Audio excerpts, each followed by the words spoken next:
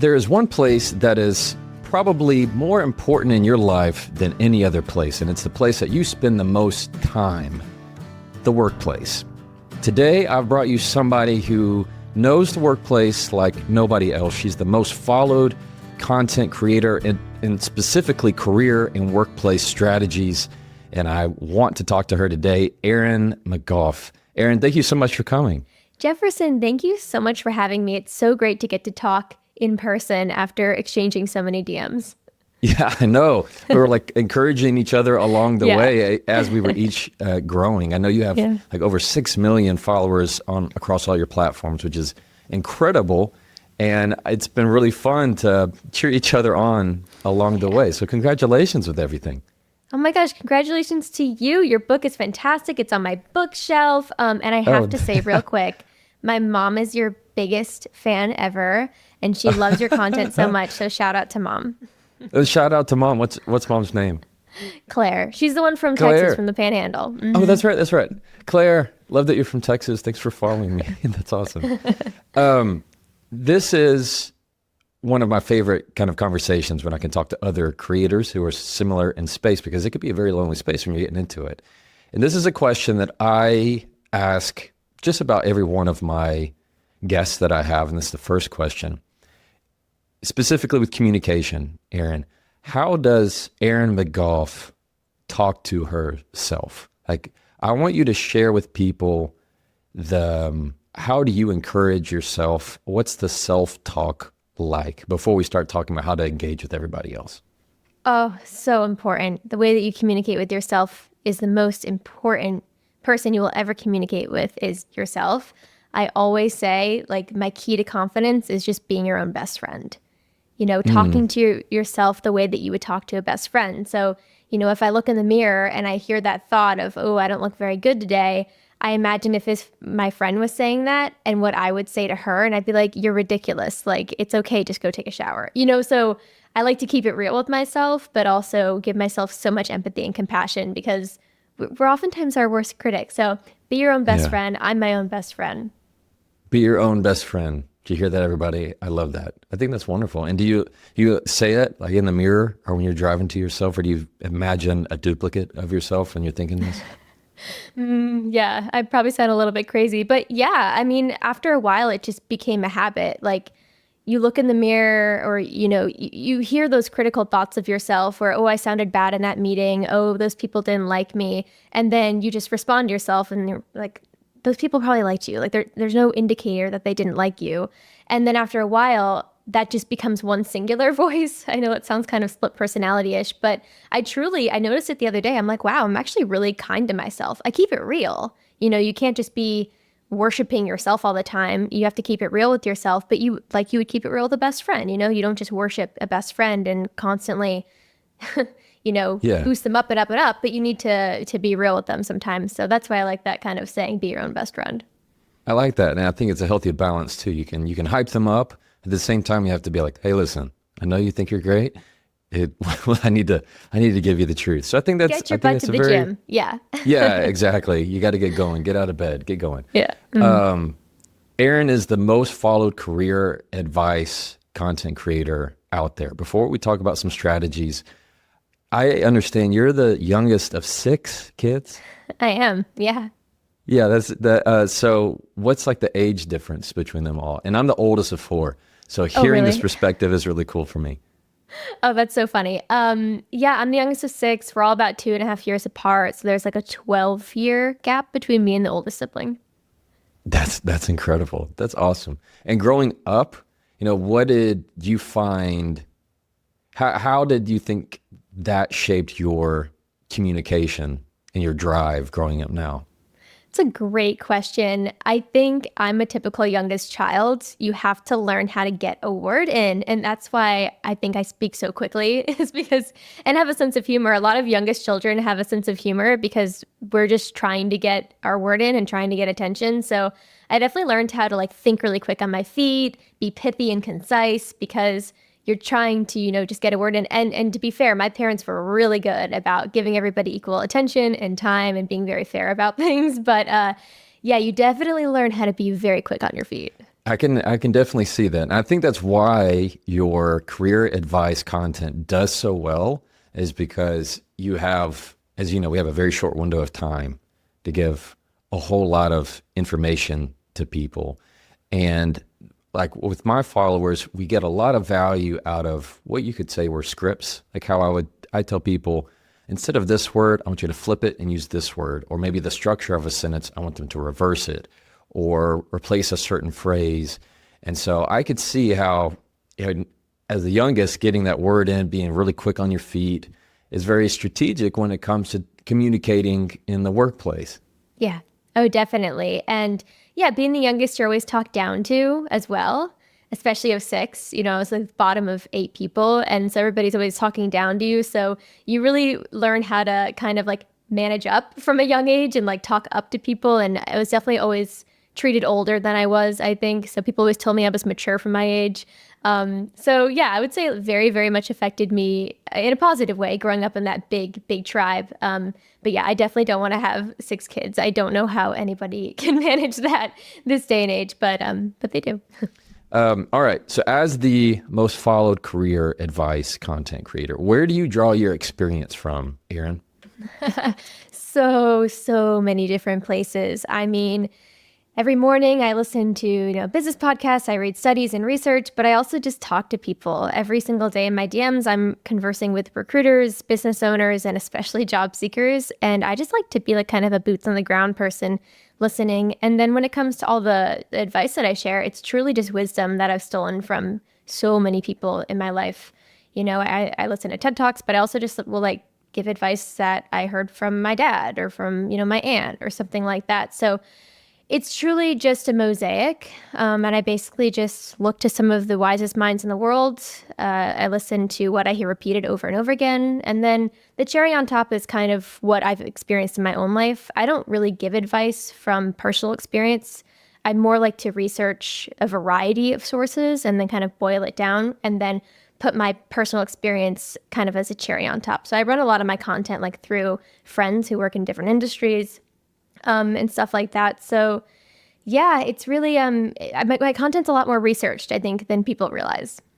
Oh, that's awesome. Very cool. So I'm like the opposite.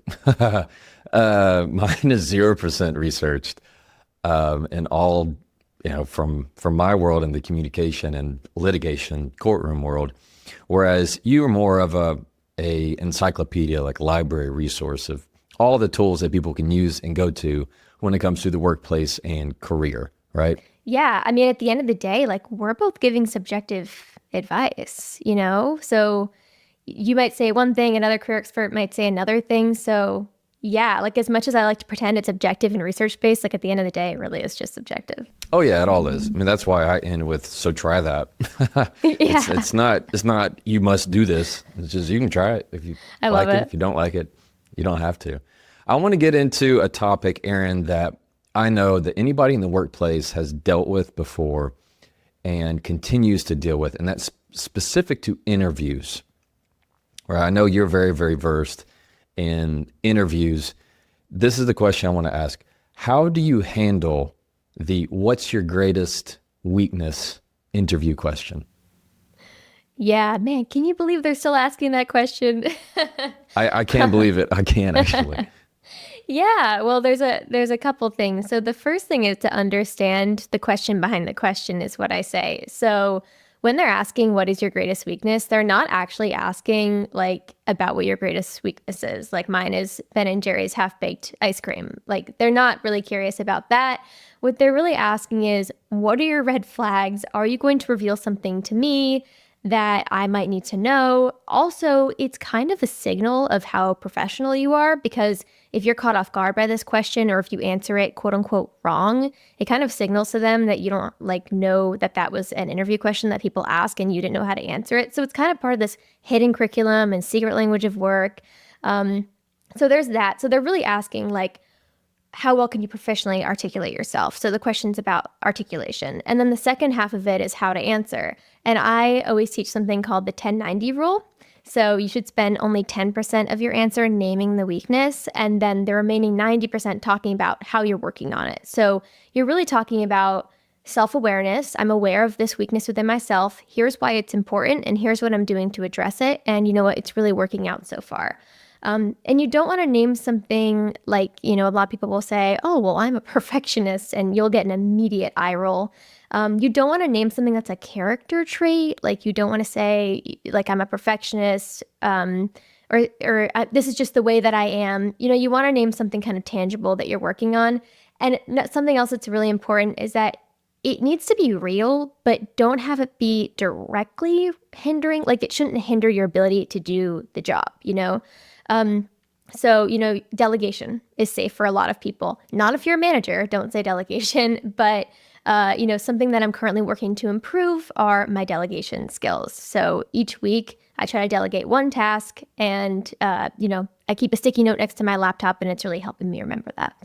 So I think that brings up such a good point. When anybody, a supervisor, somebody interviewing you, is asking that greatest weakness question, what I hear you saying is you need to see the issue behind the issue.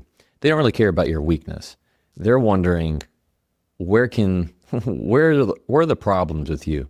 Where are those? Can you talk about those red flags? And I love how you need to talk about something that's concrete, and preferably something you're working on. So it's not like my weakness is I'm just too honest, or I'm too much of a hard worker sometimes. Like, you try and use that as a compliment. I think that can definitely go wrong. I'm a perfectionist. Yeah, I just do everything perfectly. That's all you're saying. But if you can put it in terms of, like you said, I have a hard time delegating sometimes, or I occasionally try to work too fast, and that might cause me to miss a few things. I think that what I also take away from this, Erin, is when you can have that moment of honesty to say, it's not necessarily my weakness, but this is a thing I'm working on. As I think that shows a lot of self-awareness, that's what really employers are looking for. Mm-hmm. Yeah, they're really looking, because I'll post an example and people will say, well, you shouldn't tell an employer that, you don't have a sense of humor, or that you're too blunt. And I'm like, well, that's kind of the point, is that you tell them how you're working on it, and how you're self-aware, and how you understand. And also, you're not telling them a deal breaker. Don't tell them you're working on your sense of humor if you're applying to be a comedy writer. Read the room. Yeah. I think that's a great point. And see, I have a law firm, and we have about 15 people. And then I also, most people don't know this, but I also have a restaurant and a coffee shop. No. Yeah. No way. And so, I've had it for, I think, 6 years now. Oh my gosh. How do you do this all? I don't know, Erin. Don't ask me. I just, and you have kids. And I got kids and a wife and a family and everybody. And so, I've hired a lot of people. That being said, and I've also had to let go many people. And often what I find so valuable for people that are wanting to get hired is when they admit kind of the rougher edges of their personality. Because I'd much rather them be honest with me up front, and then later on finding out, oh, they're not really who they said that they were. So if somebody can admit up front the thing that they're working on, so if it's working on slowing down my pace, I'm working on paying more attention to detail, I'm paying attention to how sometimes maybe I'm a little bit too blunt, maybe I'm too direct. I think those are all things that are natural and normal, and go, oh, okay, very cool. Well, now it also informs me how to interact with you, and how you, some people need to be kind of coddled in a way, like to have you need to kind of hold their hand, and some people, they need the tough love. Totally. Yeah. That's something else that I teach, is just whenever you go into a job interview, you want to think of the desired result. So you want to think of what you want the recruiter to think after you're done answering. And you just named it. You want the recruiter to think, oh yeah, I struggle with that too. That's fine. Like, that's what you want them to think. So you need to craft your answer in a way where, like, it's just something that they can say, oh yeah, like that's not a deal breaker. That's fine. They're working on it. Today's episode is sponsored by Cozy Earth. I love Cozy Earth. I like talking about them. I like having them as a sponsor because I wear their stuff. I am wearing Cozy Earth pants right now. It is raining cats and dogs outside, and these are athletic type pants that I really, really like. So if you know anybody who works in the office and you're always wanting to wear something on the go, Cozy Earth has clothes. It's really great for any kind of weather. I wear these to the office. I wear these at home, wherever it is. CozyEarth.com/Jefferson. Use the code Jefferson for 40% off. CozyEarth.com/Jefferson. Use the code Jefferson for 40% off. My only tip that I have that I like for interviews in my own arsenal is using confident instead of saying, I think that I'd be good or I believe I'd be good. It's I'm confident that I'd be good, because then the interviewer is like, oh, well, then this person sounds confident. And then that's what they write right underneath your name in their notes. It's such a great tip. Instead of saying, well, I think I'd be good at this, I'm confident I'd be good at this. Just throwing the word confident in there, beautiful tip. Perfect tip. Yeah, it's funny how just using words naturally relates that value item to them. Here's another question that I'm very curious about, specific with your expertise in the workplace. How do you handle a passive-aggressive person at work? Oh, that's really tough. I think there's kind of two categories when it comes to passive-aggressive people.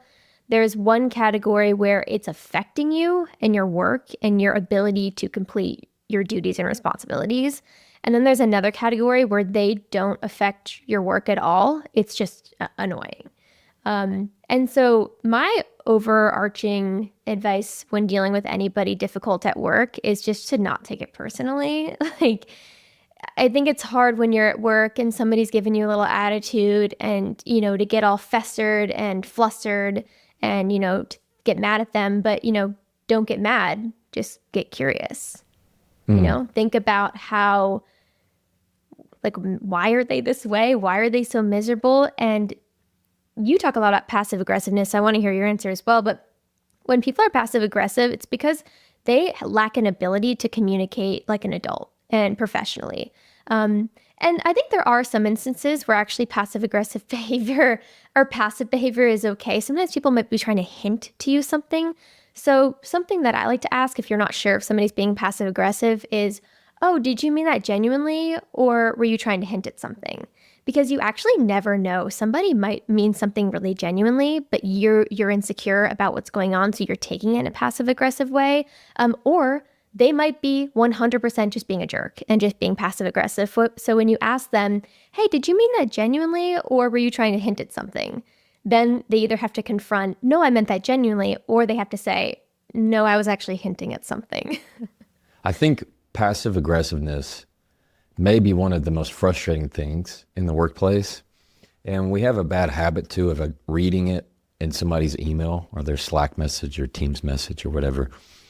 And what you just highlighted is exactly right, that these people, and by the way, when I say these people, it's me included. It's everybody. We all have these moments. Yeah, we all have these moments where I'll say something passively. And I know it's passive aggressive. And in that moment, you know what? I don't really care. I'm just feeling passive